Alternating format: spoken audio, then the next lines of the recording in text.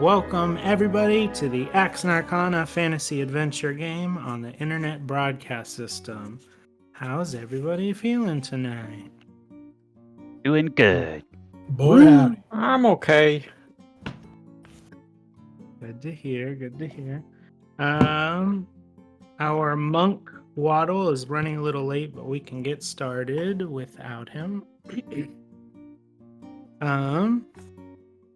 So, little recap. Last week, you guys had, after being on the Lamb, you're wanted by the law in the city of Ambrosia. You made your way back to the AXE+ARCANA Tavern at the base of Fellstone Tower, Barris's home and home to adventuring heroes for generations. You guys found safe haven in there. We're resting a little bit, and you heard a knock on the door, and it seems you were kind of followed back to this place by a couple fans of Dusk, or an alias of Dusk after a performance. You guys shooed them off, but not too long after, you were discovered by a pair of hired mercenary goblins who then sort of escalated the situation to Drake Dragonstorm, the head of the city guard and William Wisp's right hand. You guys, lying through your teeth, wearing your costumes, tried to buy some time. Drake Dragonstorm entered the tavern, and it was not too long after that our monk friend Waddle realized Drake Dragonstorm was responsible for the death of his master at the temple he studied at to learn his moves. His anger sort of got to the best of him, and a brawl broke out. You guys did your best to stall Drake Dragonstorm, but he threw a couple heavy punches. You all managed to sneak out a secret back entrance through some stables. ID Tenti, our Wark construct, was looking like he was in a bit of a rough spot when he sort of ad-libbed through the front door open to the AXE+ARCANA, where there were some thwart hogs and the two goblins, and he cast a fireball. Big flaming eruption, knocked them on their feet, and the party used that distraction to make an escape. Drake started to pursue, but your vigilante friends, the Dark Cloak and Cardinal Law, were able to sort of distract him for a bit. They threw some bolos to give you guys some time to flee, and you guys were making your way through the alleyways of Ambrosia. You were going to make your way back to the night market, the underground den of illicit goods and trades and fights, to make your way out of the city. You occasionally were getting garbled radio calls from your friends Leon and Bosch back at your airship. but you couldn't really make it out. So this all happened in the morning time. We're gonna say, Velvet, you were woken up by Zazu, your little magical friend, and decided to take him out for a walk. So you sort of walked out of the AXE+ARCANA, maybe passed right by Drake Dragonstorm as he was walking towards.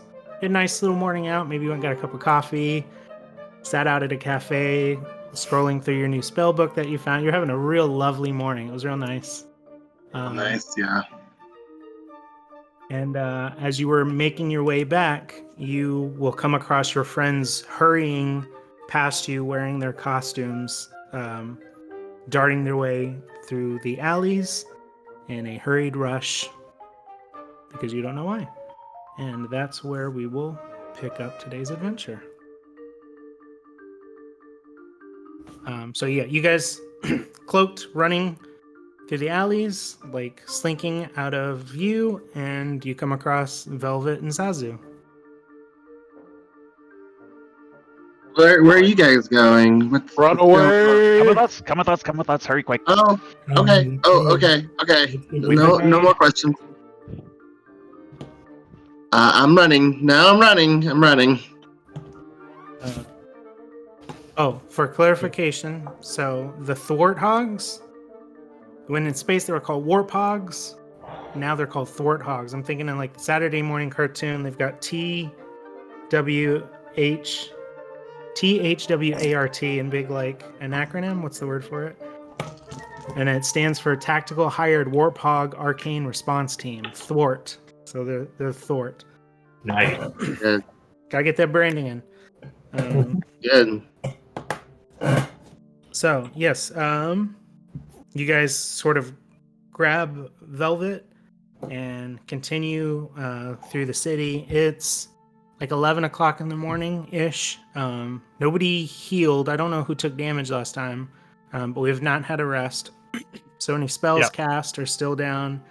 Any damage you may have taken is still on you. I got punched. Punched by a big dragon man. As you guys are making your way through these back alleys to Clyto Hef's, the entrance to the night market, you come out of an opening and you see an older looking temple. It's real nice, but it's worn. It's been here for a very long time. You see some monks and robed people sort of walking the grounds outside. And you see a sign for it that says Temple of Valin right outside the front as you're on your path, on your way.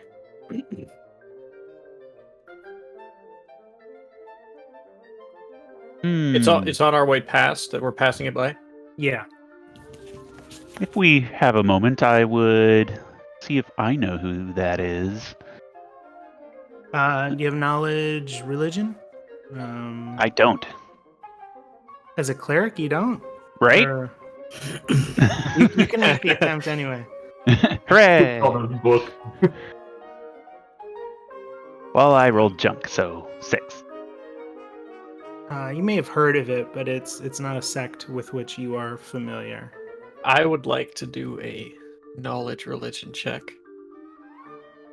All right. And my roll is going to be 18.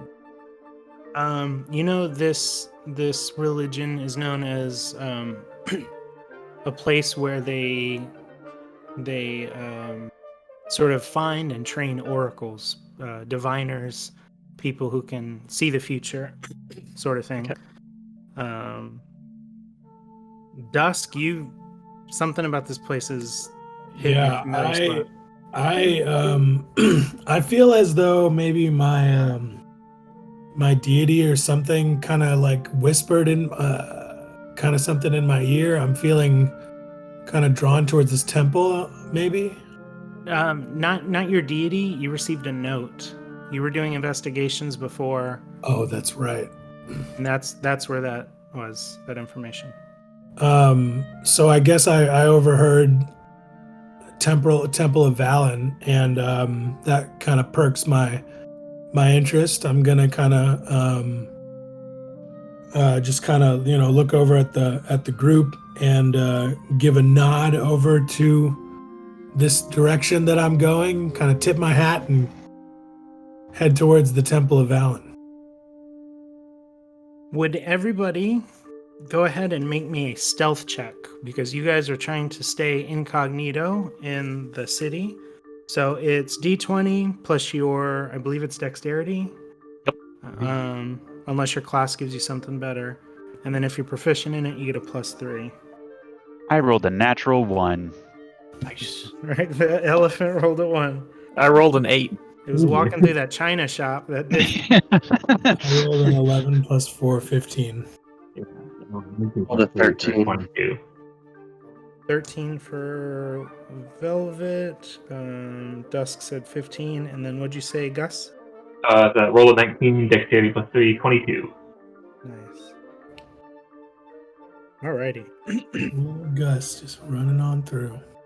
So Dusk nods his head and sort of makes to the doors of this older temple. Is anybody gonna follow him? Are you gonna stay out on the street? Are you gonna? I'll follow him, even though I I'm think- apparently knocking over everything in my path and catching my clothes on fire and You walk through the wind chime garden. yeah. Shut the wind chime garden. Why do some religions have wind chime gardens? Can I do like a the perception to see if we're being followed or anything like that? Absolutely, yeah. I feel like I'm like really on edge that we're being followed by people. I only got a 5 though. You kind of look back. The streets are. It's morning. Everybody kind of keeps their head down, you know. But you notice some people like saw this elephant in a baby costume. That was kind of like, oops, excuse me. I'm sorry, pardon me. But you don't see anybody that seems to be following you. Wait, he's been in the baby outfit this entire time from episodes ago? Yeah. Oh, it was Yeah. only 2 episodes Put ago. it back on. You weren't there, and I was forced Okay. to choose it. When Drake Dragonstorm came into the bar, everybody was wearing their costumes, and She did ask about the baby in the bar. We had to leave quickly. We couldn't. I see. Okay. Yes, I'm gonna follow. I'm just gonna be like, your mic's breaking up a little bit. Do you have a head mic, or is it? yeah, I've been using the head mic the whole time. Yeah, Okay. Yeah. but can you hear me okay? I can hear you now. I'm not sure if it's. I'm not sure what it is. It's like a reverby, I think. Is Oh. the situation. Okay. Whoa. Okay, but Gus will follow. Yeah. Yeah. Okay. Is anybody not following? I guess is the question to ask. Anybody gonna stay outside? I'll go inside. Yeah, I'm following Bado. Alrighty. So the party makes their way up these ancient cobblestone steps into a big double door. And you walk in, and it's how you imagine a temple. There's priests and monks sort of walking around doing holy duties, all different ancestries. Oh, somebody dropped out. Oh no. That's Velvet. Yeah, so you guys kind of enter, and these holy patrons all sort of look at you, and they're trying to make sense of you. You still hear chants and prayers in the background, but you get some looks from the people around you. And one of them walks up to, I guess Dusk is in the front, and says, hello, welcome to the Temple of Valin. How may we assist you? Dusk. My name's man. Brother Dorpheus. What is your name, sir? Brother Dorpheus. Brother Dorpheus, you seem like a very wise man. I'm looking for. Let me look at this. Hang on 1 second. I'm looking for Toshi. Toshi. And may I ask why?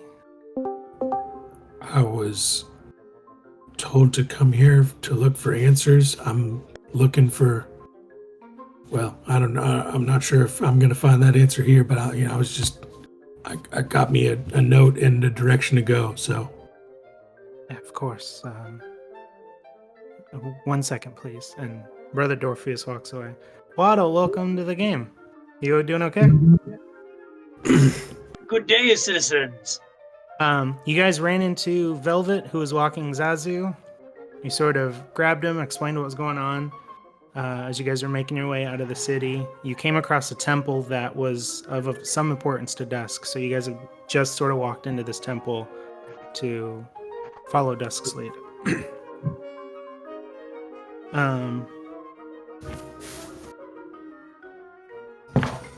So yeah, he goes not out, but he goes sort of further into the temple and walks up some stairs. And he's gone for a couple minutes while you guys are kind of sitting there taking everything in. I would. Otto goes up to Dusk and is like, "Why? Who do you know here?" I was going to ask you if do you guys know this Toshi? This is what's on my note. I don't know Toshi, and it's frankly awkward being in, a different temple. I hope you know what you're doing. Yeah, Bado, your god's all about, what is it? It's kind of like meh and like nihilism. What was your deity? More like stoicism. Stoicism. Ilmater. This one's got a little more, feels a little more optimistic. The songs have a little more pep to them. ID Not 10T, were you enough saying suffering. something? I was gonna say, can I do a investigation check of the area that we're in? It's like a courtyard area. You guys walked into like the main sort of. Oh, so we're in the main cathedral hall? Yeah, if you want to just stay outside. No, I want to investigate the hall. Okay. Yeah, I want You to looking see for anything in particular? I just want to see if there's like any like cool altars or things that might look interesting of note. Sure. Yeah.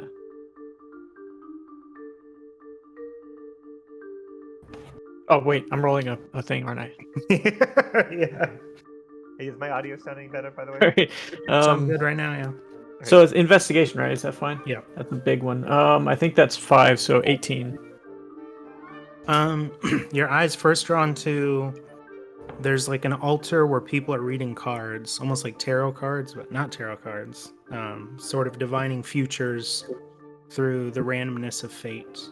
Fortune, yes. All right. May I get my fortune read while we're waiting? The woman looking at, man, what I should have grabbed I've got a Taroka deck somewhere. She looks at you, and she's like, yes, please, come on up. And she starts shuffling the deck, and she starts talking. She's like, this is how we use these cards. I will show you, my friends, how we see future. She starts shuffling and starts dealing out cards. Velvet, what would you do in this temple? I honestly just want to sort of stand off to the side, to like just like an inconspicuous corner, and just kind of keep watch. I just want to be observant. Okay. Yeah, so you kind of tuck yourself back in a corner, and you feel like you hear your spell book, Devore, right? Devore? Yeah. You feel like that mental tug, like it's trying to get your attention. Like a dog when it sort of snoots you because it wants a treat or something. You feel that pull, that arcane pull. Okay. I pull out Devore. I open the book. Your book Wait. flies open, and a little quill sort of appears and starts to write. And it says, like, I'm not comfortable in here. This is like a holy place, and you do like magic. Right. I asked, should we leave? Should we leave? Are we in I ask, are we in danger? I'd feel better outside. Okay. Well, you'll just have to just be brave for a moment. We'll leave as soon as it's safe to leave. And it, like, you see the quill sort of like limp like a dog's ears, and it poofs, and then the book shuts. Waddle, what are you doing? Oh no, are you there, Waddle? Yeah, can you hear me? Your audio sounds real like in a hallway. He's like on the other side of the chapel. Yeah. Way out there. How about now? Same. Are you on a... How about now? That's better. Hey, Hey, what's up, buddy? I don't trust the fortune teller. You don't? Okay, so you see ID Tenti going up to this fortune teller. Are you going to do anything about it? You see other forms of divining going on around here. There's like a crystal ball sort of thing. There's people throwing bones. Various methods of trying to read events to come. I really don't trust the fortune teller. What are you going to do about it? You said Dusk ID Tinty is being is checking out having his fortune read. Yeah, and Dusk is waiting to hear back from somebody. Okay. I'm gonna follow ID Tinty, and I kind of want to observe his fortune being told, and particularly pay attention to the fortune teller themselves. Are you still in your blue mandrill garb, or did you switch back? Yeah, I think I'm stuck in it. Okay. I think the zipper's stuck. Man, we look real weird. All right, so you walk up behind ID 10T as these cards are being shuffled.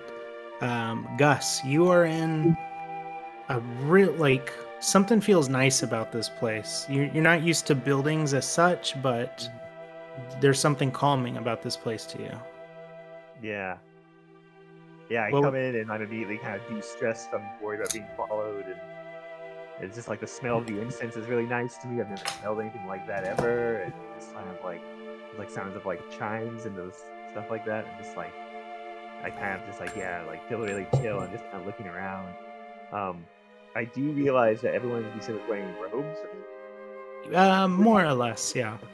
I get kind of an idea with this clarity. I'm like, maybe disguise. I'm gonna start looking for like a coat closet so I can just take some robes. Yeah, there you see. There's like a little closet inside the door, sort of. Velvet's leaning up, sort of against it. You see him looking at his spell book as it's talking to him, and you walk right by his shins. Yeah, I was gonna say I don't even ask him to move. I kind of start to pull the door behind him and I'm pulling him out of the way. And yeah, I just trying to see if I can just find some robes that'll fit me and everyone else. Roll me an investigation check. Okay.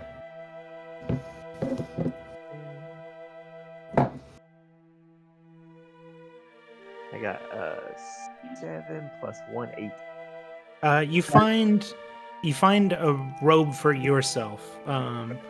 Everybody else is big, and you're like not sure, but this one fits you. Real nice. Sweet. Okay. I put that on, pull the robe, put the hood up, and cover my mushroom head. So. Okay. Dusk. So you're sitting there waiting, and you hear a voice behind you that says, "You look just like her."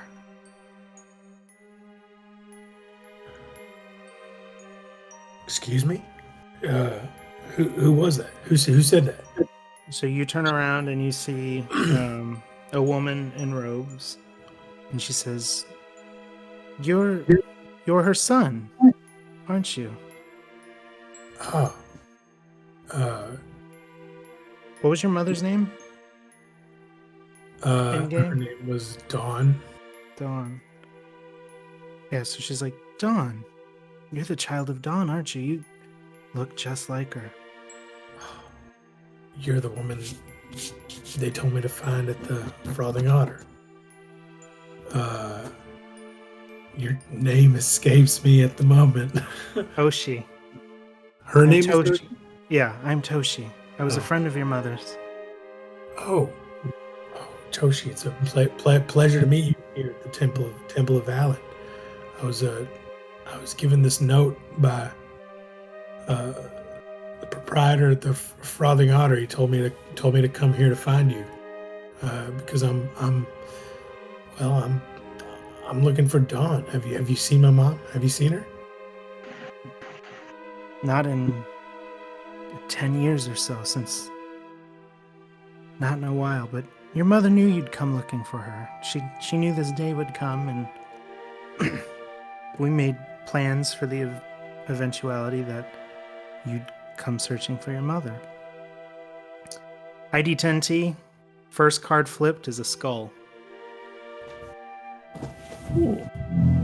Second card flipped is a skull. The person flipping the cards, her eyes kind of open up a little more. Ooh. The third card flipped is a skull. Engraved in the forehead of these three skulls on the cards is an N. Waddle, you see these cards flipped at the diviner, and you didn't trust the lady, but now even more so, you know? It's fine. I'm sure it's fine. Can I do a knowledge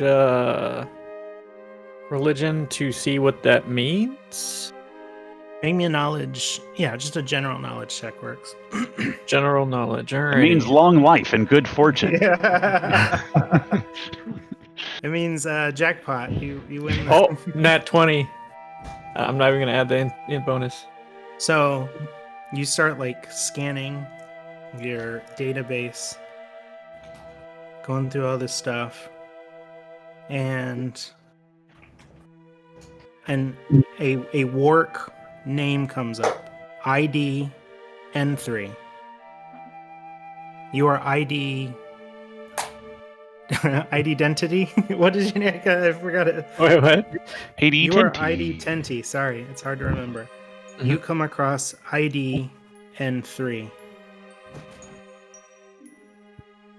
Okay.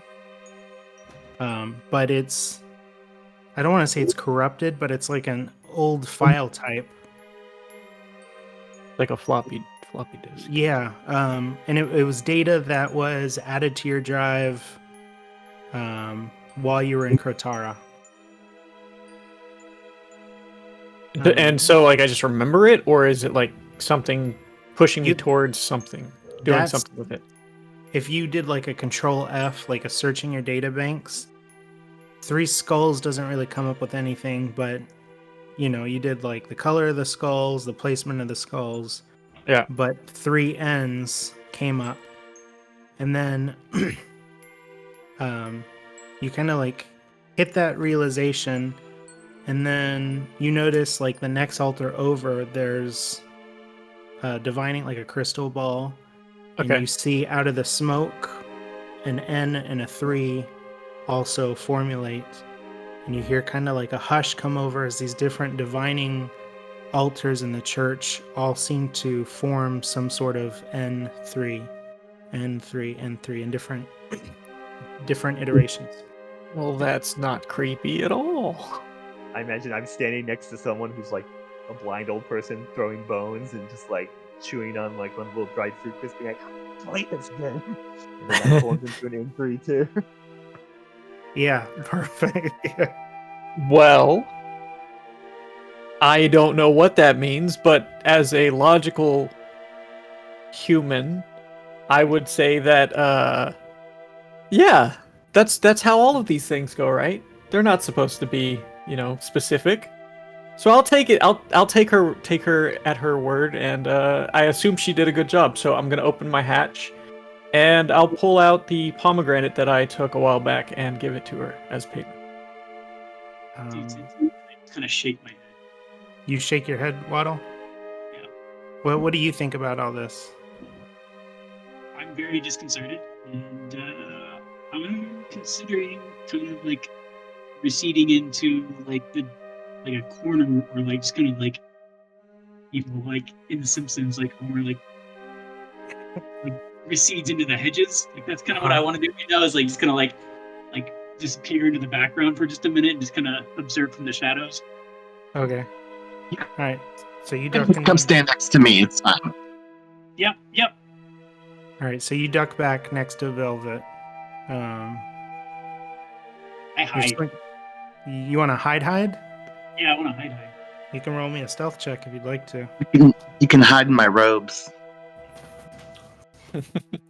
There's a robe closet behind Velvet that if you want to, you can like slink into. And my bonus. Can you speak closer to the mic, bud? You keep cutting. I rolled a 10 with my bonus. All right. Make room, Velvet.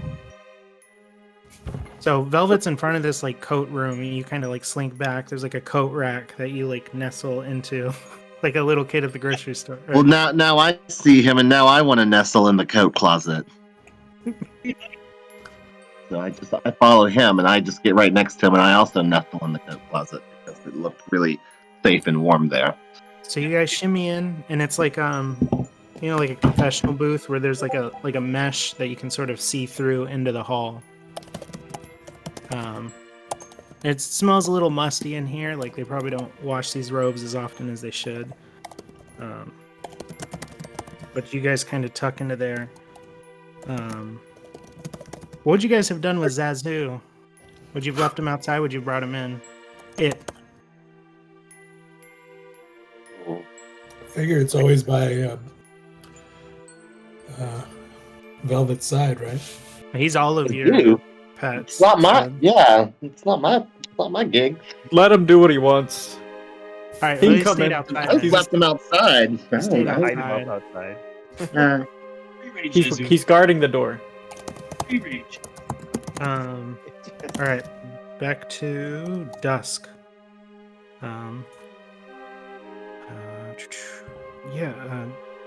Dusk, is it? Your mother was one of the finest oracles that have ever stepped foot in this temple.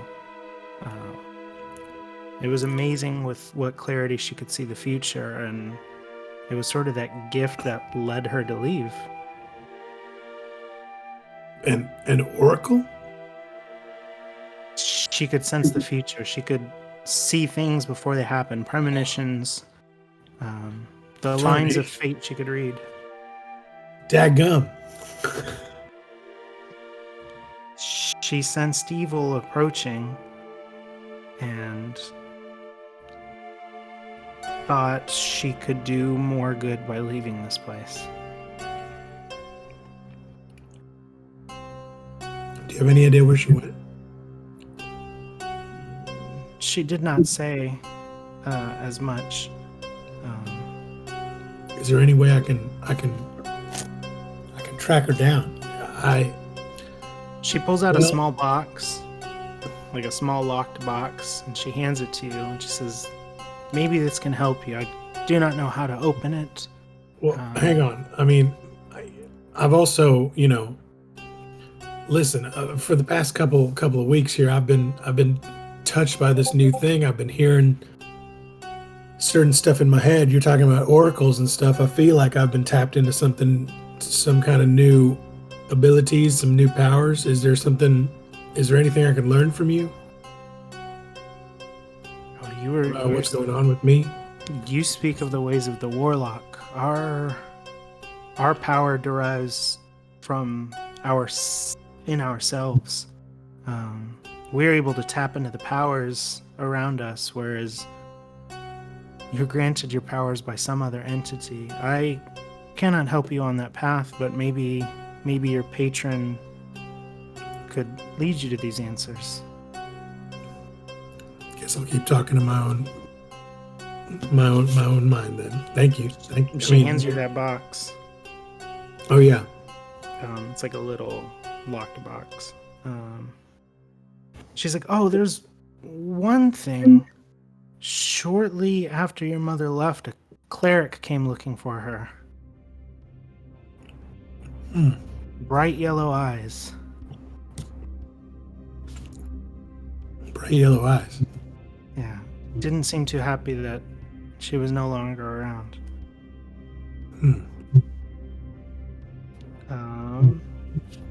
Thank you kindly for your information. You guys hear a tapping on. There's like a stained glass window above the door in which you entered, and you hear like tap tap tap tap tap tap tap. Zazu. Tap tap tap. Zazu. And you see the shadow of Zazu sort of circling that window, trying to grab your attention. Bado, what do you find yourself doing? Without being, if I'm not sucked into someone else's scene or drama, I would probably be perusing the, welcome pamphlets, new convert literature, anything to pick up what this particular cult's all about. Whoa, whoa, whoa! Harsh word. Mine's the one true religion. That's how it works.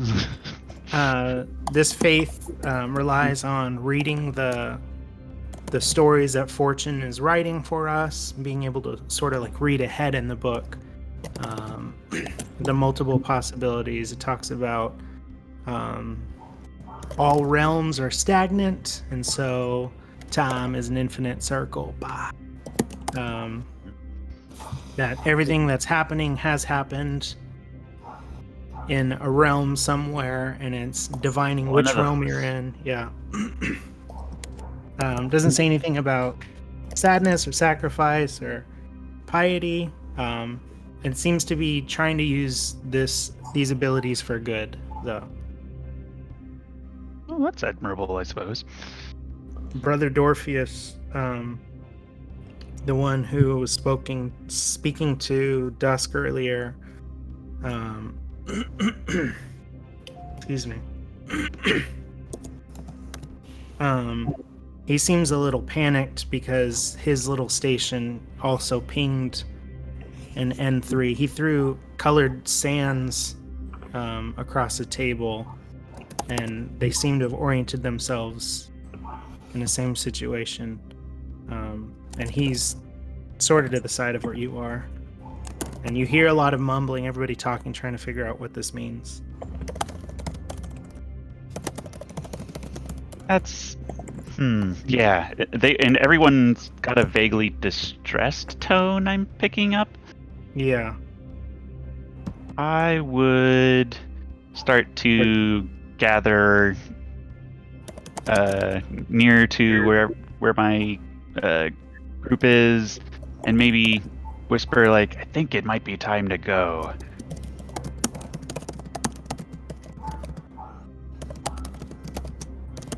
Dusk, are you typing? Yeah, sorry, I'm typing notes. No, it's all good. Can you move your mic a little away from the keyboard? Yeah, my bad. No, it's all good, man. Trying to stay cognizant of that stuff, so I can, All right. So, who do you want to talk to about that, Bado? You see Gus watching somebody throwing bones. You see Dusk in a conversation with a priest. You see ID10T. Go to Dusk as the one who got us in here. If Dusk isn't already aware of what's happening around him. Yeah. Zazu! Oh boy. Real quick. Anyway, you can help us get our little guy in here for a moment. I'm asking Toshi. She looks up and she's like, get in. Is that's your friend disturbing us? Oh, Pardon. I didn't. He doesn't mean to disturb. He's just a wildling. Gus, were you about to say something? Oh, I was gonna see if I could just ask one of the people a question real quick before if we Sure. have to leave or something. Yeah. Okay. After I kind of seen how it works and stuff with the fortune telling, I do want to kind of whisper to the bone reader. Can you tell me if friends left at home still okay? So they pick up the bones and they hold them out and they say like, I need a piece of you, hair, or he like looks at your mushroom on your head. I need something to tie you to the fate so we can read it. I kind of defensively like touch the mushroom. Not that one. And I kind of reach on my back and pull out a small mushroom that's just like growing on me. He takes it and mixes it with the bones, and there's like beads and stuff, and tosses it around and says an incantation, and then rolls it out, and it rolls out into the shape of an oak tree.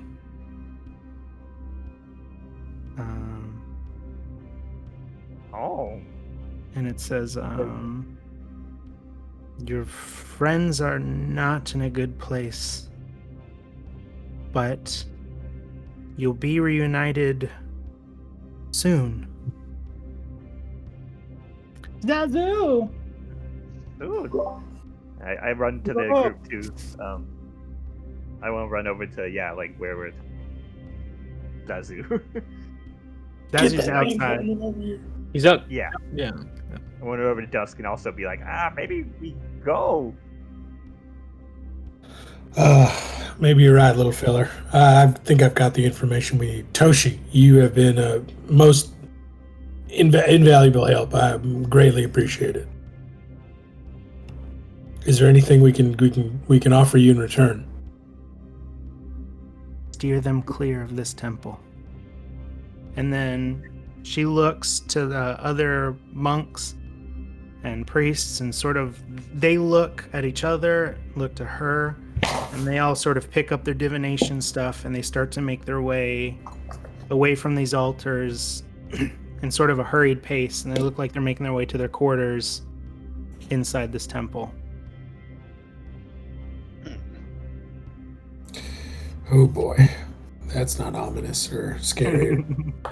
All right, fellers, let's like little Gus here wants to do. Let's get on out of here. Let's go. Velvet and Waddle, you guys are inside this cloak closet, and you see this not a ruckus, but you see everybody starting to gather their goods and leave, and your friends are having a small discussion sort of in the center of this hall. We could just live here, Waddle, right? We could just never leave this beautiful closet, and we could just live here now. What do you think? Comfy. It's dark. I can barely hear you. The muzzling of all the coats has muffled your voice. How the turns have tabled. But now. I'm not now. That's there you go. Pulled a sock out of his mouth. Sock. Let's go. Come on. Let's go. All right. Okay, let's go. But take anything you want on the way out. Ooh, yeah, I do rifle my hand through some pockets to see if I can find anything. Okay. Yeah. You guys are gonna enter the rest of the hall with the rest of your party? Yeah. Here we are. Hi. It looks like everybody's getting ready to go. ID10T, you noted the person who was reading your card sort of shuffles them back up and looks at you. They've gone flush. And they deny the pomegranate and they say thank you, but no thank you, and hurriedly make their way. Okay. Then I'll head for the door. I'll put the pomegranate back in. It's getting a little ripe, but I'm gonna put it back inside me. When we get to the door, can I creak it open to look out, see if anyone's out there? Yeah, so you creak the door open. Make me an investigation or a search check. Perception check, that's what it's called. Oh no! I rolled 17 plus 3, 20. So you look out the window, or the door, you kind of peek it open, and you see the monks and priests who are in the yard have, for the most part, started to leave the outer courtyard.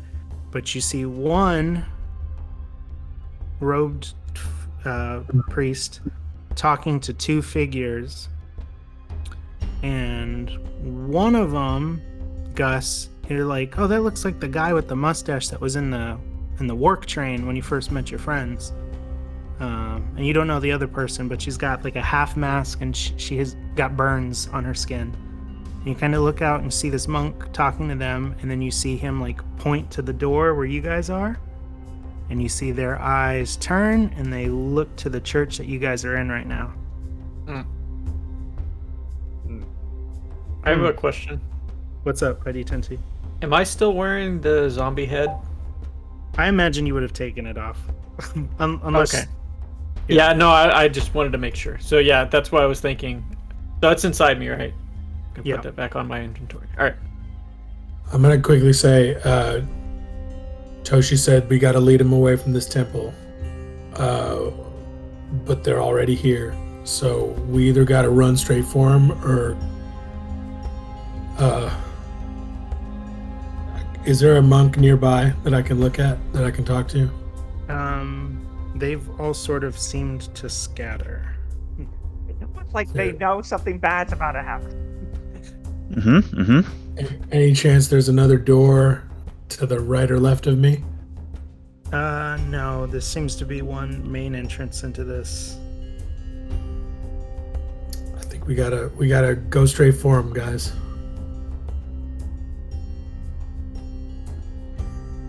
How many are there? If you say so. There's not a charge, perchance? the only person who saw them was Gus. Yeah. 2 people. How one many, guy, little one? The Oh, guy really? we were gonna eat in the train. Someone else. I don't think they've seen us. I feel like RoboCop. OCP's outside. I was gonna say, you gonna shoot some guy in the dick? You never know.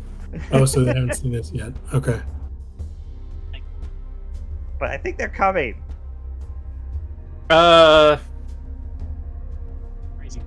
Velvet, Can we- I'm sorry. Yeah. Velvet reached into a robe and grabbed some sort of amulet. You're not sure what it does at the moment, but sort of in the rush, that's what you grabbed and pocketed. So remind me, it's one of those things, you'll have to put it on and sort of attune yourself to it, but go ahead and write down amulet. Okay. Any chance there's like a coat hook with a bunch of monks' robes hanging on? The closet, it was like a they were robe in? closet that they came out of. There are robes in there.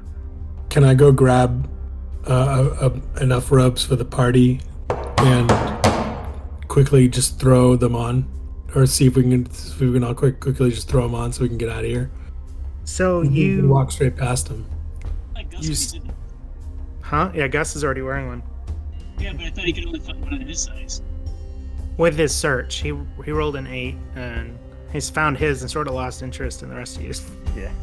I Um, didn't get your sizes. so you start to make your way to that door, and you see the silhouettes of these two figures at the stained glass doors.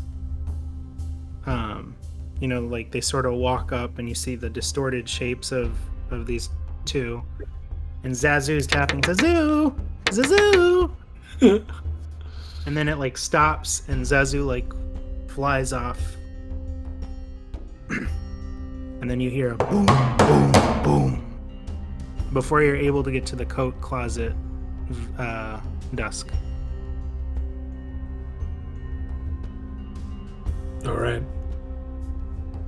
Time for a showdown, it seems. Can you identify the source of the bane? It's the two figures outside. So I just see some kind of like shadowy figures. Yeah, Gus, I imagine you shut the door, right? Yeah, I did. Yeah. Kind of quietly. Like a little... I guess I'm gonna. Good. I mean, before they've opened any doors, I still have time to grab a robe and throw it on, right? Yeah, so you Okay, run so I guess and- while I'm doing that, I'm asking, in my most monkish, kind of low voice, I'm just like, oh, who is it?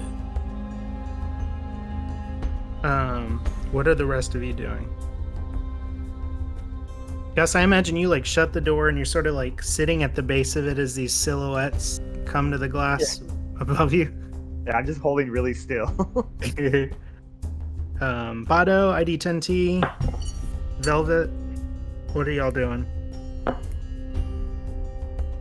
Otto will reach into the nearest vessel of holy water. Every temple has one. It's just a thing. Yeah. Clerics get it. And I'll go ahead and bless everybody. Let's see, how many people we have? There's 6 in the party total. I cannot do 6, or I might be able to do 5. Nope, I can only do 4. I will do everybody, but me and Dusk. And what does Bless do to remind everybody? Bless this is important, everybody pay attention.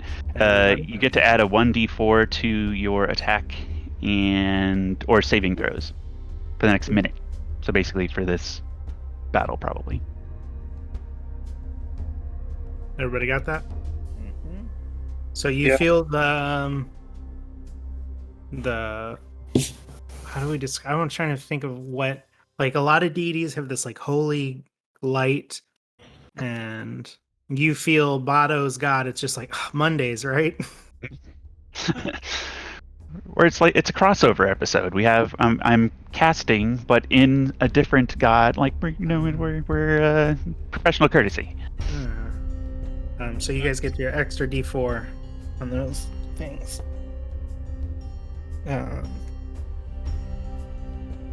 Who's left? Velvet, were you doing anything? I'm standing with the ninja pose. I'm ready to have someone come at me. All right. Waddle? Hiding in Velvet's robe. You what? I've tucked him away in my robes. So you're hiding. Yeah. Okay. I can do that, right? I can pass through. You're halfling, yeah. So you're like making sure Velvet's standing correctly in this martial pose. He's holding on to both his legs. Yes. So there's another bang on the door, and you hear the voice of Kyrus, the guy who was messing with you guys in Krotara and who you kept on your train. You hear him say, "I know you're in there." And you hear Saja speak up.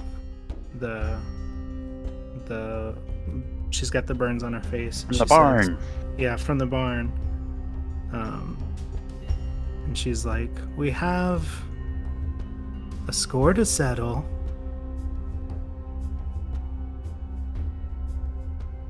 You killed my friend Velour, and that bill has not been paid." And they're kind of yelling this through the doors.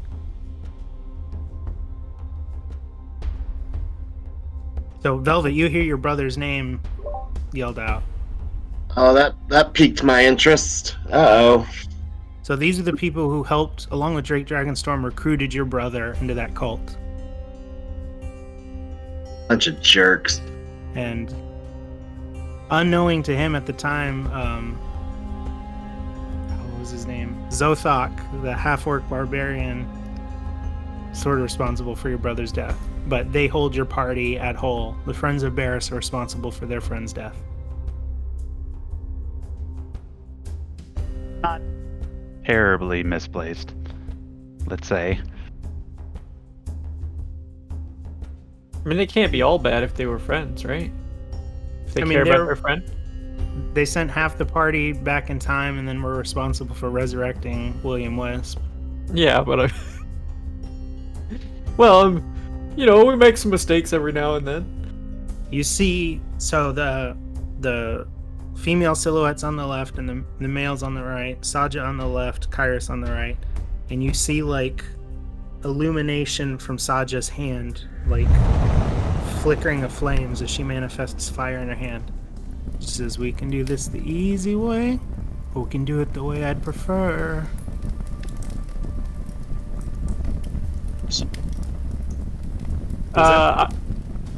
Did she burn herself? Is that why she has burn marks? No, we met them up at a barn. The barn kind of Yeah. caught fire. There may have been some, screaming and burning involved. I think These pitchfork was thrown. their first adventure was an undercover dragon egg sale, and they caught the barn on fire, pinned Velvet's brother to a burning ladder. She was up on like the top tier of this barn where it was flaming, and so she suffered fire damage from that. Yeah, like I said, we all make mistakes sometimes, you know. So I will, as they're like, I see they're, everybody's getting into attack mode. I'm gonna like move down. It's a church, right? Or is it like does it have pews, and like a main aisle, or is it more of an open? It's more open. Okay, well then I'm gonna take a step back, probably 30 or 40 feet from the door, and just get into hard combat mode there, and wait and see and just kind of ready my. I whisper, myself. we could leave a different way and lead them away, or we could just do this now. Hey, didn't we look for any of the doors? This is the only way? Wait, what do you mean? This central door seemed to be the only. Oh, okay. I missed it. Wait a minute. How did all the priests get out? They went to back to their the quarters. Yeah. Well, So, I like, mean, they there's moved- yeah. Come on. There's gotta be a back door somewhere. I mean, there's stained glass windows everywhere, so it's the only like door, entrance and exit that you can see. But like nothing in this immediate room. You could head back to their quarters and look, but you didn't see anything.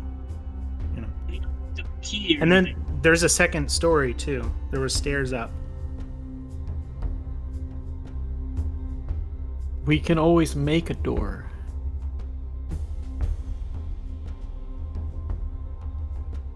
What are you guys gonna do? Just a thought. Out of a window? I mean, they're right there. We could. Right there. I have no particular attachment to them. Are they particularly good works of glass? I mean, this Who am I to this temple. It's an older temple. Oh, They told us to lead them away. I don't really- desecrating. Yeah. I could. I mean, here's the thing. I could cast darkness and let them in here, and then And they'd they be wouldn't here, able to and see- we wouldn't be leading them away. They wouldn't be able to see in here. Maybe we could run out if they run inside. Can I suggest that Velvet consult his book for like an option? The door's locked, right? Yeah. No, the door is not locked. It seems Yeah, like they they're. just haven't opened it. Yeah. The door. By the way, I'm like still by the door, and when she does the little the flame having her hand and the silhouette, I'm like scamper away from the door, over towards dusk. Cool. Is anyone here fast runner? What? Who's fastest runner? We can open door. Oh. Just go for it. I could cast haste on somebody if we wanted to do that. I can cast Kinda jump like on how somebody. It makes them jump. That's initially what I thought we were going to do when we saw them at the front. I thought we were going to rush them and just rush out the front. So you can cast haste. Velvet, you're also wearing a boot. Remember, one stolen boot that makes you a little faster, so your speed's technically 10 feet faster. You guys also have a rogue in your party who can move and move again as a free action. So everybody can move, and then instead of attacking, you can move again. And then the rogue, as a bonus action, can disengage or move, I think, also. So he technically has 3 moves. And then Gus can cast jump. Yeah. Yeah, the monk, we can cast on him. Open door. Everyone else hide. Let him go. They'll chase him. Yeah, I love it. Let's do it. That sounds like a plan. All right. So I couldn't hear you, Trevor. What'd you say? I said that's a brilliant idea. Let's do it. talk me through it. What are you doing? Okay. I'm gonna grab him by his feet and cast jump, so his feet kind of circle a little bit. Okay. You can jump 3 times your distance now. Are they like little springy mushrooms on the base of his feet, like moon shoes? Yeah, exactly. little bounce, makes a little. So he can jump 3 times, is what you said? His normal? Yeah, it says his the jump distance is triple. Okay. So you feel already monk rogue, like you're pretty light on your feet, and now you're feeling like extra hoppy. Do you? Then what? Anybody else? No. Do the rest of us want to hide, or do you want to still cast darkness? So we open the door and he jumps out of the darkness. You won't see the rest of us. I mean, that's what I was thinking. I could also hit them with like a thunder wave, or if they've got armor on, I could heat up their armor by. But no, if they don't see us, then they'll just see him. That's true. They probably know we're in here. Or that, like, I'm in here, for example. I made kind of a mess when we came in. You trampled them? Failed that stealth roll. Alright, what's the plan, gang? These mushrooms make any kind of special noise when they step? A little squish. How long does the spell last? Just like kind of testing out, like kind of hopping from one leg to the other, like kind of like. You like bounce and you barely have to try, and you feel yourself jumping up, and you can see up to the second level, the stairs that went up. You can see the second level like balconies up here, and you land very easily. Your head almost hits like a chandelier of candles. Sweet. So I guess I'm going to dash out and lead them away. That is a plan. Yeah. Like I said, how long does the spell last? I don't know. I didn't write down how much it was. Are you opening the doors? I was gonna say I could run to one side, one door. Someone could be on the other door, and we could just throw them open really fast. I'm gonna kick the door down with these magic moves, magic mushrooms. All right, I'm gonna cast darkness anyway, so that. All right, so I'll do it right as they're bursting out the doors. So Waddle's gonna run to the door. You said you're gonna kick at it to kick it open. Kick it open, because, well, you know what? I'm gonna just, like, jump into it. Okay, and then as you're jumping through it, Dusk is gonna cast darkness, which is gonna encompass the doorway in an unnatural shade, right? It's kind of in like a 10-foot range around me, and yeah, it just like is. That's around you. I'm sorry, it's a 15-foot radius. From a point I choose. So how you can far cast it at the door. It's no worries. I'm not worried about that. does that cover both doors though, or just one? Yeah, you're able to cover the main doorway. Okay, cool. Is anybody going to do anything else at this point, or is everybody going to wait and see what happens? We're gonna see if we successfully draw them away. I want to see what happens. Okay, yeah. Because I still have a prior. Like this is a holy place. We've got to do what we can to see if we can get them away from here before the fight. All right. So Waddle readies himself, springs into action towards that ancient door. He jumps into it with his shoulder. Dusk casts this unnatural darkness over the door, and you see Waddle sort of jump into these dark swirling mists. The door flies open. You really can't tell other than hearing the hinges sort of pop open, and you see like a flame shoot through the shadow as the door opened. You don't see it, and then all of a sudden you see it pull through, and these trails of the dark smoke that Dusk cast, trailing them. Let's see, so I'm going to roll at disadvantage. There was a prepared action waiting for something.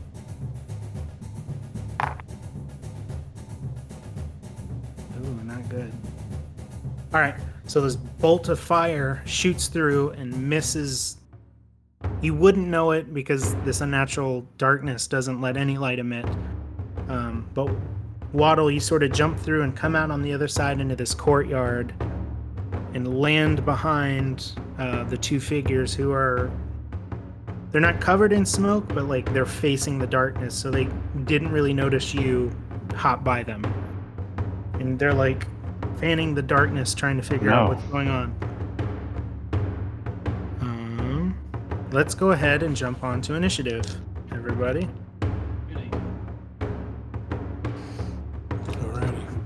Another nat 1. Great. Real quick, Brian. Going great. What's up, Did I kill any of those guys outside the tower when I cast the fireball spell? I'm sure one or two of them died. Does it affect what you're doing now? Yeah, because I get healed from it. Is it like how many hit points I had? No. It's 2 times my spell level. Yeah, we'll say you killed. Yeah. Yeah, that's what I was just curious. Okay. Yeah. So One okay. guy who is almost retired. Yeah. My kid's graduating tomorrow. Can't wait. All right. Initiative. We got Bado rolled a 1. I rolled a 4. Gus rolled a 4. Gus, Waddle, Velvet. Gus did 13. I rolled an 18. Nice. Waddle, what'd you roll? 14. You keep cutting in and out, but I can't. You're just very low in general, I think. Yeah. We might need to turn up your gain. We need to do like an audio session where I can practice all the stuff. All right. Better. Yeah, that's good. Velvet, Waddle, Gus, the bad guys, Dusk, and then Bado at the end. So Velvet, this whole scene popped out, flame shot through this unholy darkness. Oops, sorry. Waddle jumped in, and now there's this cloud of smoke, darkness at the entry, and you're not sure what has happened. What would you like to do, Velvet? You can also hold your action. You can say, I'm going to ready an action in case this happens. I'm gonna hold my action. Waddle, you've cleared the smoke. You look behind you. You see Saja Flame and Kairos staring into the darkness leading into this temple. What would you like to do? Sneak attack. Saja Flame. Sneak attack, Saja Flame. All right. What are you attacking with? Daggers. You throwing your daggers, or you running up behind her and... Run up and... a step stab. All right. So go on up. You get 2 attacks, 3 attacks. Sneak attack? Well, sneak attack means you'll get to do extra damage. Doesn't he get 3 attacks? I think you get 3 attacks. So you're going to roll your d20 3 times. Don't forget, you guys are all blessed from Bado, which gives them an extra d4 to the attack and to the damage. Attack. So for the next 10 rounds, I'm sorry, you'll get to roll a d4 and add that to whatever your dice roll is. So you're going to roll a d20 plus a d4 3 times. 18 plus d4. Yep. 19. All right, so the first one's a hit. Roll me your second one. 19 plus d4. 20. All right, roll me one more for your third attack. 6 plus d4. 7. You also get to add to those you get an attack bonus. So I think it's your dexterity bonus plus your proficiency bonus. So dexterity modifier plus 3. Add that to that 7. Dexterity is plus 4. Okay, so 11, 12, 13, 14. All right, so the blue mandrill like flies out of the smoke, right? Comic book pose, blue mandrill lands, does a quick pivot, runs up to Saja Flame, and knife, and all 3 blades find their mark. Roll me your damage. Holy shit. Waddle, aka the blue mandrill. I hear the Wonder Woman music. What? Yeah. It's all victorious music and just stabbing some lady. Don't pull up the deck.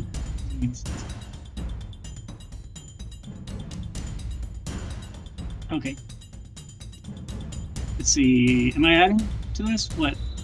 Dagger's a d6. Plus 4? Do you had? I think you had the modifier with which you attacked, right? Colin or James? Attack. For what?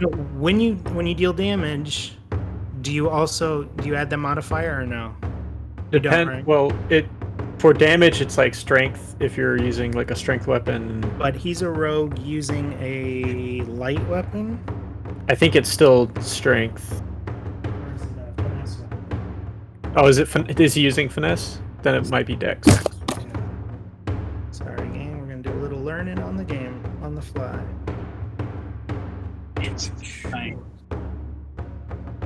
So we want him to get every little. I think it's your just plus your Well, normally, but he's using a dagger, right? And dagger is a finesse weapon. And when you make an attack with a finesse weapon, you choose your choice of strength or dex modifier for attack and damage rolls. So yes, you get to add your dexterity modifier to these d6s. D4s, I'm sorry. So d4 plus your dexterity modifier 3 times. 5. Okay. 5. Ooh, okay. 8. So 18. nice.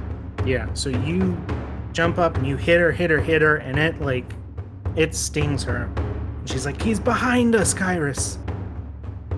Kyrus looks at you and sees you. Gus, it's your turn. Can I use a cunning action? Is it a bonus action?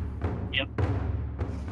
I already used Is your third attack as a bonus action, I think?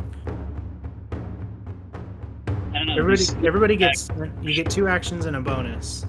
Sneak attack says once per turn you can deal an extra 1d6. You would, yeah, go ahead and roll that d6 because you did say you were sneak attacking, yeah. See, you were saying like, oh, I don't do enough damage. This is where you really excel, pal. Oh, I'm trying to play a little different today. No, it's a 5 for the 1d6. right. So you've done 23 damage, yeah. So she looks not well. Gus, you saw this cloud of arcane magic appear at the door, and Waddle jumped through it. What would you like to do?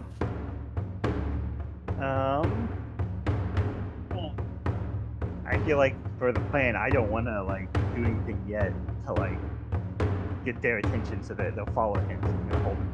You were also holding your action. I can't see, I guess, what's happening, but I could hear her say, Yeah. "It's behind us." So I'm gonna kind of wait. And see. Yeah, you guys all heard that.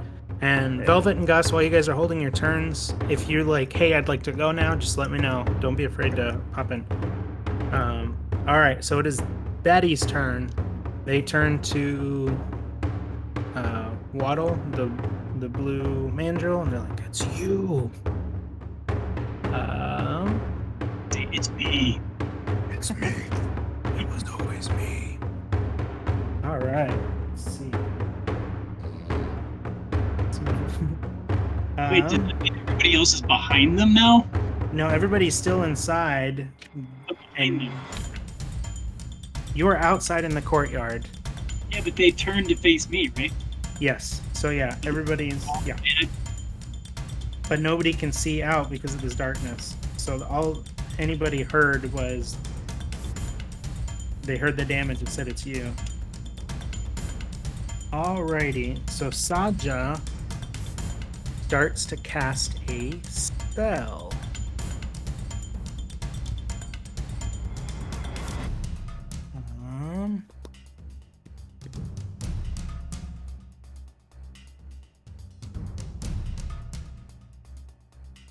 See.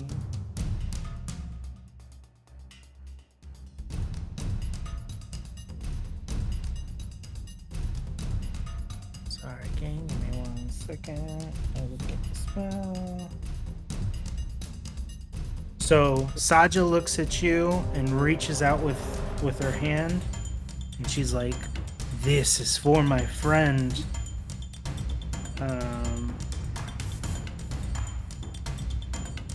You need to make me a dexterity saving throw.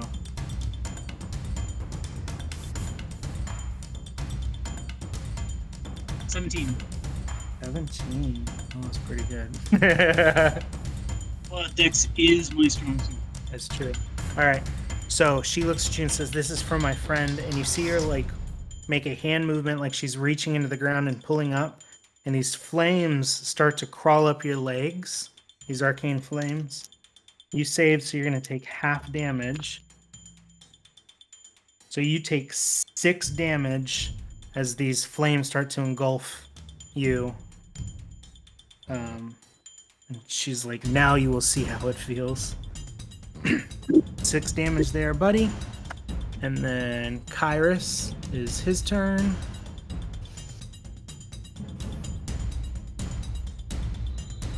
He draws his hand crossbow and points it at you and fires. What is your armor class there, buddy? What is it? 16. 16. I'm essentially naked. It's true, but you have a dexterity that means you can move pretty well. Yeah, armor class is technically 10, but add Dex and an armor bonus to make it 16.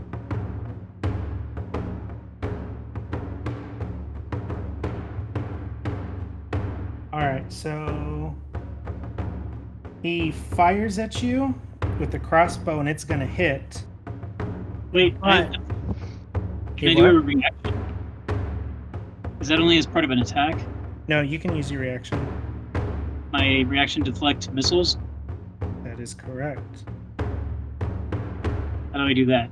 So It's you're gonna roll 1d10 plus your dexterity modifier plus your 4 levels monk. So 1d10 plus your dex modifier plus 4.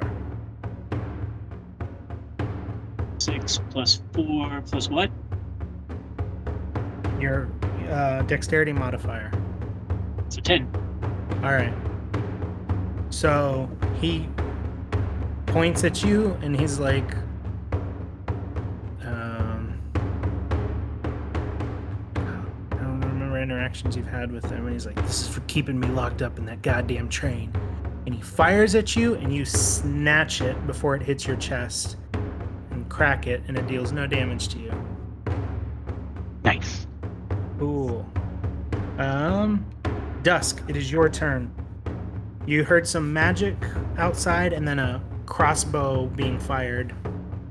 You cannot see outside. What would you like to do?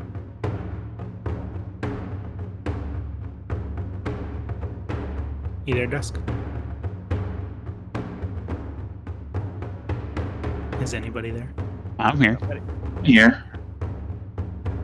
Uh-oh. Uh-oh. Okay, we'll hold off on Dusk. Bado, Velvet, and Finally. Dusk are still holding. But Bado, what would you like to do? We can't see them.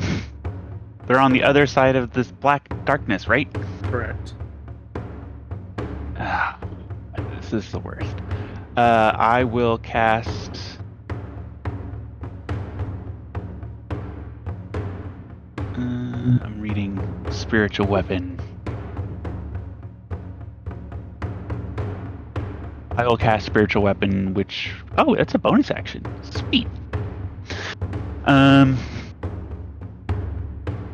I want to get into the fight. I will move through the darkness.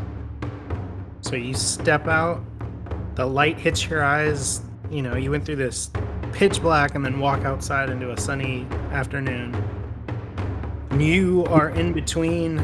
On your left is Saja Flame, and on your right is Kyrus. Kyrus is holding out a crossbow, and you see Saja just finishing up the spell she cast on Waddle, and you see Waddle grasping that bolt that was just fired at him. So you're in between them. What would you like to do?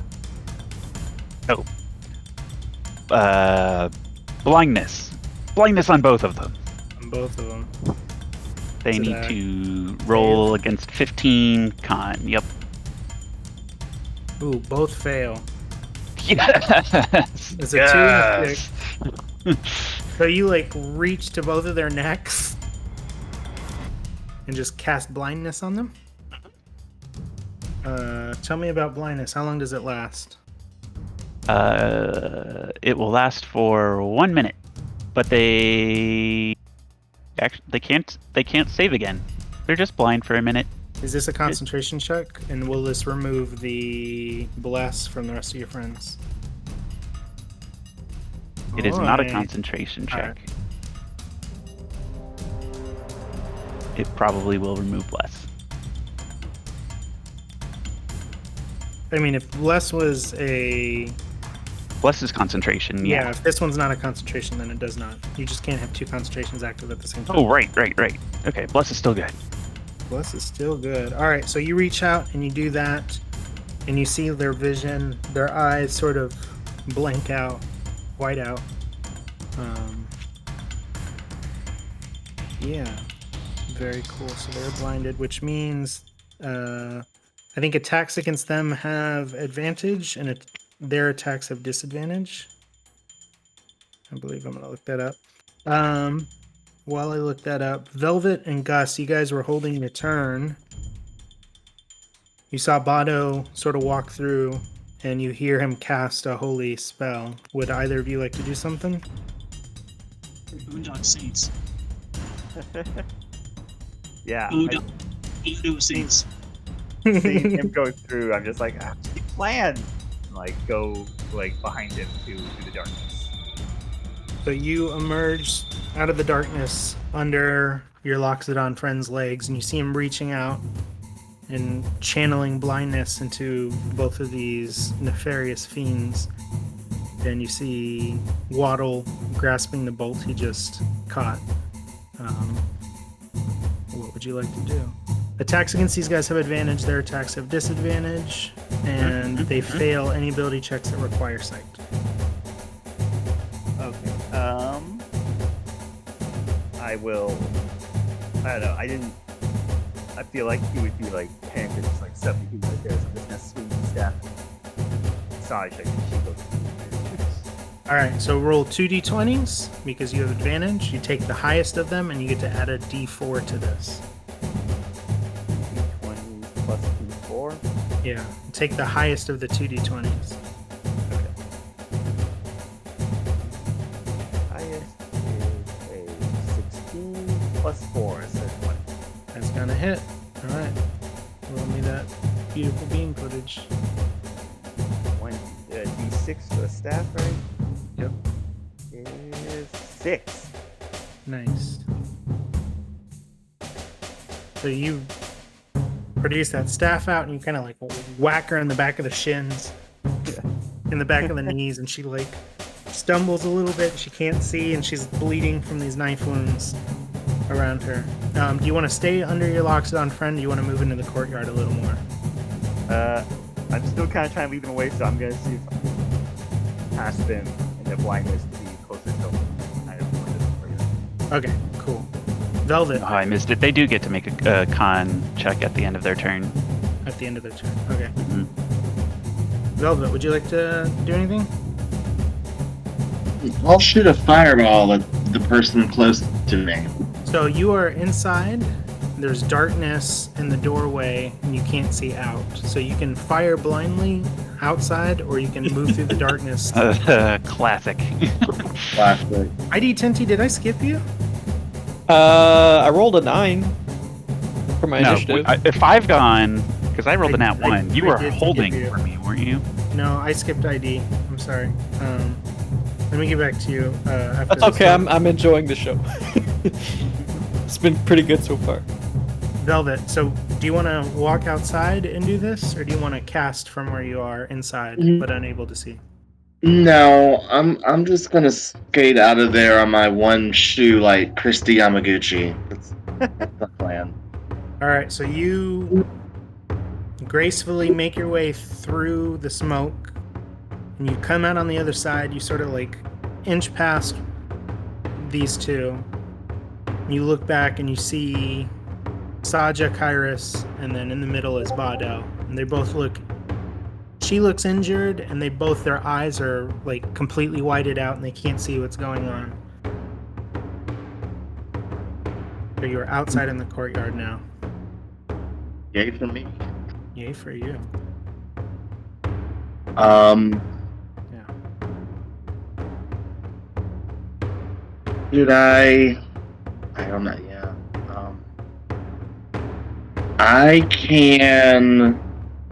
I'll throw a firebolt at one of them now since I can see. Alright. And I roll a d20. And I rolled a 6. You get to add... Let me see. Firebolt is, I think, is a ranged spell attack. So, what did you roll? A 6. A 6. You get to add a d4 to this. Plus, you get to add... What do you cast your spells with? Intelligence? Is it wisdom? I believe it's intelligence. Alright, so roll a d4, which is the little pyramid shape. Yeah. Which I did, but I don't know how you read that. There should be a number on the base. It's either on the very bottom or the very top. It's the only number that's standing up correctly. Okay, yeah. Well, it's 3 numbers. Yeah, so like it's on all sides. It's just the one that's at the top at the point. Well, some of them are on the of them it'll be on the flat bottom, or some will be on the tippy top of the pyramid. Okay. Normally, it's the only I one have that's facing up correct. right. A 1 then. Okay, so that's 7, and then you get to add. What is your intelligence score? Is 16 or plus 3? Plus 3, and then you're proficient with that, so it's another plus 3. So when you roll your d20, you'll always add plus 6, is what we're gonna... From now on, when you roll that 20, add plus 6. Okay. So this time you rolled 6 plus 1 for that extra die that Bado gave you, 7, and you rolled a 6, so that's 13. Okay.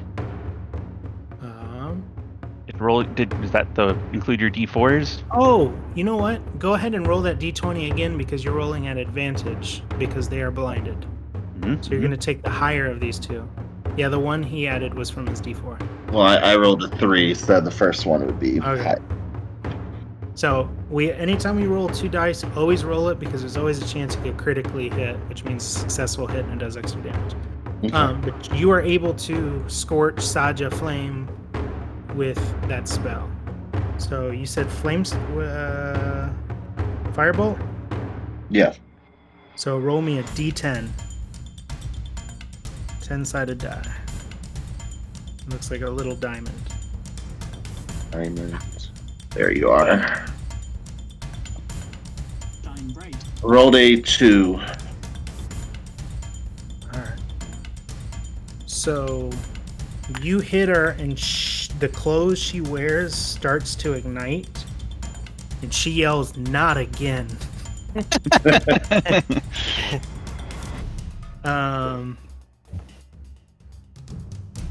see. Waddle, top of the order to you. Your friends have all emerged from the temple through the shadow, and they've all started to help you out fighting these antagonists. What would you like to do?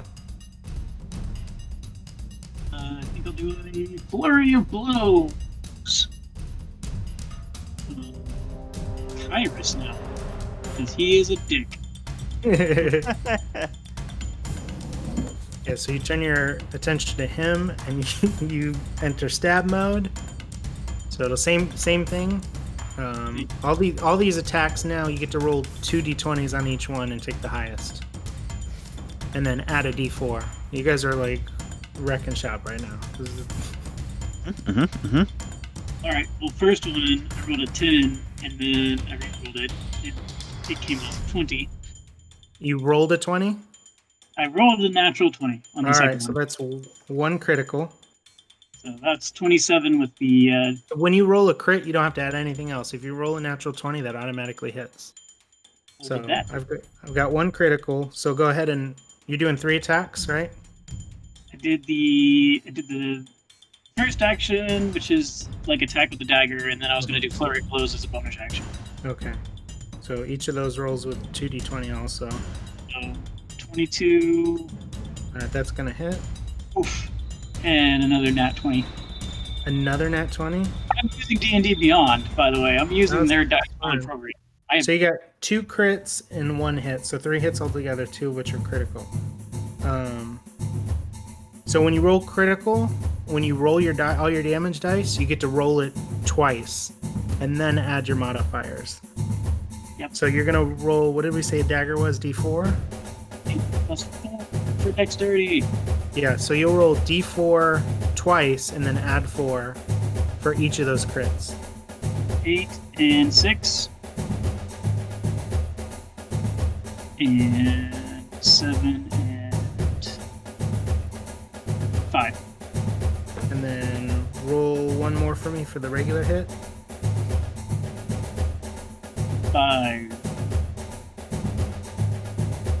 And 5. God damn, Trevor. Hot diggity dog. I'm tired of these fools. You did 41 damage. So you and you drop Kyrus, and he's like bleeding out on the ground. Would you like to move? What a horrible little murdering midget. His whited out eyes. Would you like to do anything? You've got a move action, I think, still. Yeah, I'll disengage. All right. So Waddle runs up, stabs Kyrus a bunch of times. He drops, and then he backs up. ID 10T, would you like to go now? Yeah. Am I outside or inside? We can say you rolled outside since I missed you last turn. And you were watching. Oh, you know what? We'll say this. You started to get garbled transmissions in your head. Okay. And it was, you rolled outside past all this, and now at the start of your turn, it's coming in. Wait, I rolled? You walked. I'm sorry. Okay. All right. Then. Thank you very much. Yeah, because if I rolled, that would be cool too. Like I did like a little roll, but like I'm not sure if that's possible. You did a cartwheel. All right. Oh yeah, I could roll sideways. That is a good point. Okay, so I'm outside. Yeah, and you're getting garbly transmissions inside your receiver. And Kyrus is down, and Saja is, her clothes have started to ignite, and she's got knife wounds on her, and she's looking pretty rough. All right.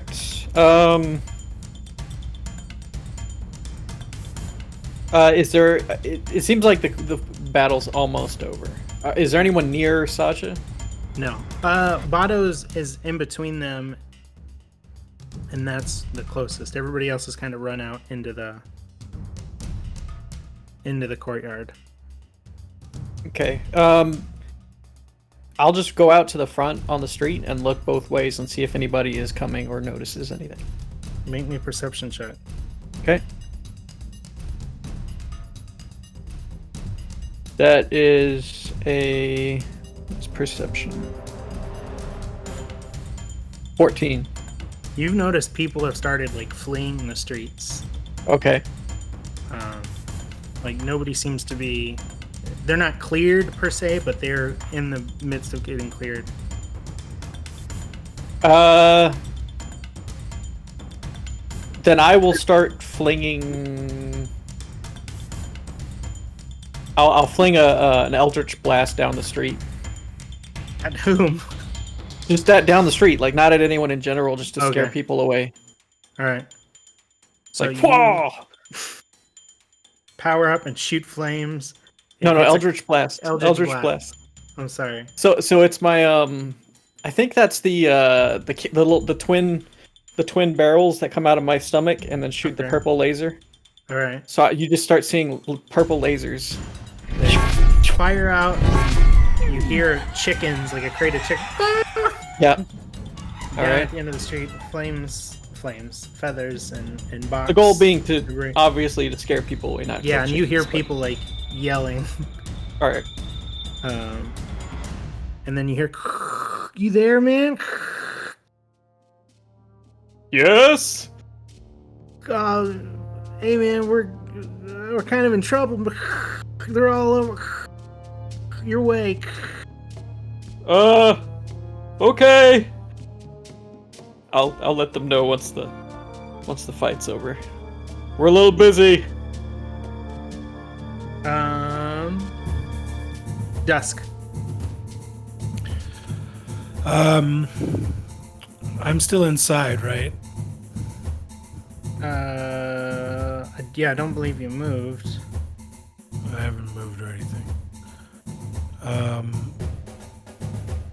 You heard arcane bolts outside. Right. Wow. Some chicken. Too. Saja has not run inside yet. No. The rest of your party has evacuated the Temple of Valin. All right, I'm gonna book it. I'm gonna pull out my longsword, but then I'm gonna book it on out over Kyrus's body. All right, so you emerge from the smoke inside this temple, this arcane darkness, and you see Kyrus on the ground bleeding out, and Saja sort of like writhing in pain. You've drawn this sword with your wark-augmented hand, gripping the mantle. What would you like to do? I'm gonna question Saja, and I'm going to intimidate her to tell my father that I'm gonna kill him. All right. She's still alive, right? I mean, she's Yeah. like writhing Yeah. in pain. Yeah. I think you get an extra D4 on this intimidation check. Or wait, do I have to roll a save? No, I don't think you have to save. Wait, yeah, you do. All right. It's an intimidation, you said? Yeah. I got a 19 on the save. So I think I had to roll over like a 14 or 15 based on your spell save DC, I believe. So tell me what you were going to say, though.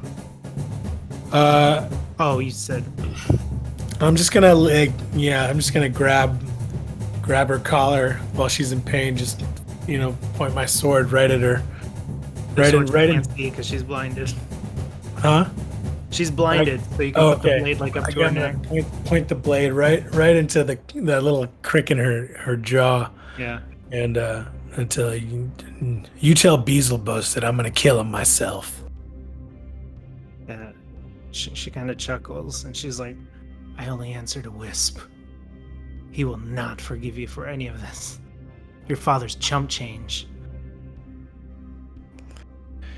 Then you tell Wisp that I'll fucking kill him myself too. She chuckles. Still got action. Killer. God, he's so bloodthirsty, little guy. You hear in your head, Dusk, do it. All right, I'm gonna drive the sword straight through her neck. All right, this is a coup de grace. We're not even gonna need to roll it. You like pierce Saja Flame's throat. And, blood kind of gargles out of her mouth and through that blade wound, and she's like, Wisp is always watching. And falls. I don't care. Hey man, are you guys there? Like, going your way. Hey, I got a transmission a minute ago and something's. Everybody make me a perception check.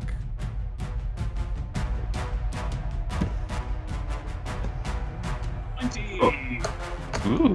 13. 12. I have a 10. Yeah, big old 10. So ID10T puts this garbled communique out through his speakers, and you hear Leon, yeah, man, all over him. And you guys see Zazu circling and starting to fly in towards you. There's like a storm in the distance, like everybody who was in Austin that storm yesterday, like real dark storm on the horizon. And you look up and you see over the city tops, you see the silhouette of your ship Ark starting to come into view, and it's moving unnaturally, and it's like sort of tossing and turning like it's in the wind. And as it starts to get closer, you see silhouettes of creatures clinging to the side of it, and it's inbound to your destination. It'll be here in like a minute. They're all over, man. What's all over? Can we see what's all over?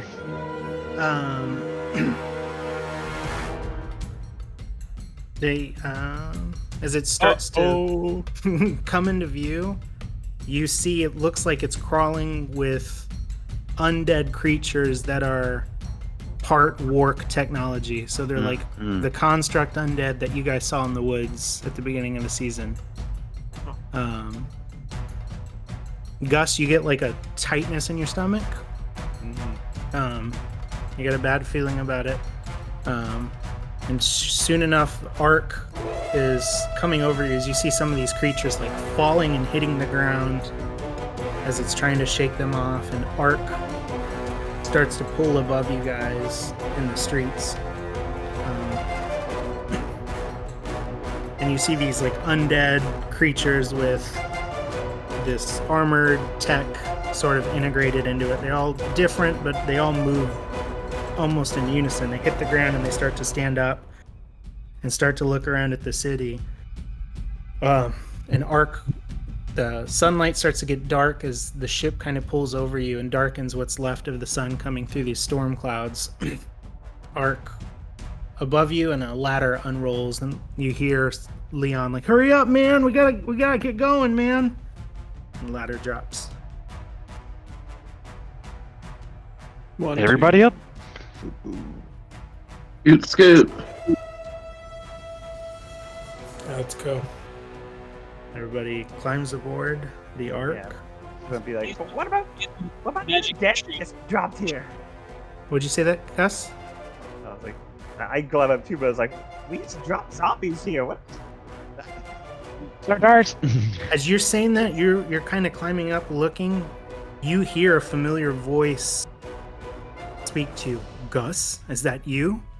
And you look up and you see Archdruid Hardoak aboard the Ark. Gus, my boy. Is he like so like I'm on the ladder and like he's like up underneath the ladder kind of?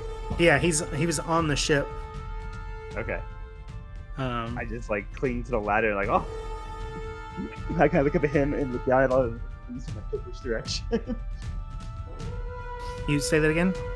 I'm kind of clinging to the ladder, looking up at him, looking down at the zombies, and trying to choose like which direction. Yeah, you guys start to notice like there were these things that fell off the ship, and they're starting to like come towards you now. And they're moving very uniformly in like shamble walks as close as they can. And you start to hear screams and yells throughout the city around you, you know, in the distance. Something seems to be unfolding, and you kind of like look down alleyways from not where the ship was, and you start to see more of these figures sort of cropping up, and you see people running in the distance as these work dead move their way into the city. Huge zombie-like masses of them? Lots of them. I wouldn't say like masses climbing over themselves, but yeah. I think, yeah. I kind of give like a sigh of just like, and like continue up the ladder. Does this mean William Wisp is making his move? So you say that, you look down, and these like creatures look up, and one of them you notice has like an N on it. They're like reaching at you. The arc, your airship starts to pull up, and then you notice, like in the center of town where Castle Ambrosia is, you see movement, and you see William Wisp emerge from Castle Ambrosia, sort of like answering to what's going on. He's this purple creature. He's like a purple pumpkin with a great yellow eye, tendrils hanging out like a little cape. These tendrils have eye stalks on them, and he's got a couple up top where his main stalk and crown sits. And you can kind of see him in the distance as he's looking around, seeing what's happening. And his stalks start to open up, and beams start firing at these undead creatures. Like, you get the feeling he's not in league with whatever this is. Mm-hmm. And so William Wisp, for the first time in full view, you guys feel uneasy at his presence. You've always heard him and always felt like he was watching. You see him in the distance, and it almost feels like he's bigger than he really is, shaky cam style, as it's firing off at these undead. And Ark pulls up and sort of turns around and starts to head out back towards the countryside over the city of Ambrosia. As you look down, you see these undead creatures making havoc in the town. And at one point you feel like you pass over a crowd of them, and they all look up in unison at you, and you hear them say, "We are N3." And Ark shoots off into the countryside of Ambrosia, and that's where we'll call tonight's adventure. Da-dun-dun. Yeah. Cool beans. That's tonight's adventure. Thank you everybody for listening to AXE+ARCANA on the internet broadcast system. I hope you join us every other week as we play this fantasy adventure game. And thanks for listening, and have a good day. I'll talk to you later. Bye. Gee, what an adventure.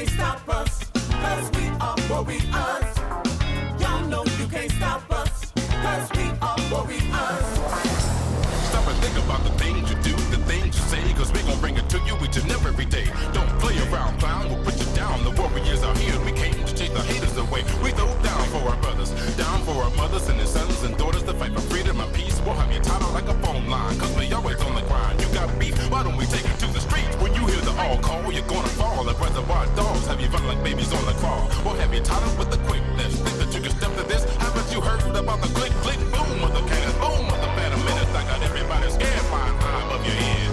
It's time to stand up for the better things and fight for all the freedom rings. Look to the sky and know that we are warriors. You can't stop us, cause we are warriors. Y'all know you can't stop us, cause we are warriors. Y'all know you can't stop us, cause we are warriors. Y'all know you can't stop us, cause we are warriors. You gotta stand up so everybody knows this is how the story goes. We're gonna fall like dominoes. It's like a jungle sometimes. It makes me wonder how I keep from going under.